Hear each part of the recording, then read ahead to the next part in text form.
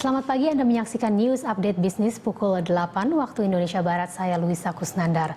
Kamar Dagang Indonesia mengapresiasi kebijakan ekonomi paket ke-6 yang dikeluarkan oleh pemerintah. Kadin juga melihat pertumbuhan ekonomi di kuartal ketiga hanya sedikit mengalami peningkatan.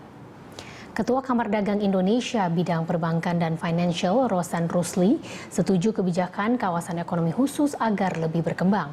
Namun menurutnya yang perlu dilihat bukan hanya adanya insentif dari sektor perpajakan, tetapi faktor penunjang dan infrastruktur. Dikatakan Rosan, jika tidak dekat dengan infrastruktur, biaya juga akan tinggi.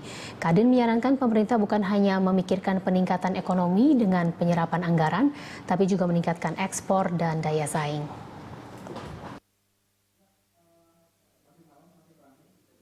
Ya, kebijakan nomor 6 itu adalah satu hal yang sangat positif yang harus kita apresiasi. Karena ini menyangkut kawasan ekonomi KEK ya, khusus ya. Dan ya tentunya yang perlu dilihat juga dengan adanya insentif dalam kawasan ekonomi khusus ini adalah semata-mata tidak hanya dari faktor perpajakannya saja ya, tetapi juga adalah faktor penunjangnya juga, faktor-faktor infrastrukturnya juga. Karena kalau misalnya kawasan ekonomi khusus ini dibangunnya tidak dekat dengan pembangunan logistiknya, di dekat dermaga, di dekat jetinya, saya rasa walaupun insentifnya ada, tetapi cost juga akan jadi tinggi juga. Karena kita ketahui cost logistik kita salah satu yang tertinggi di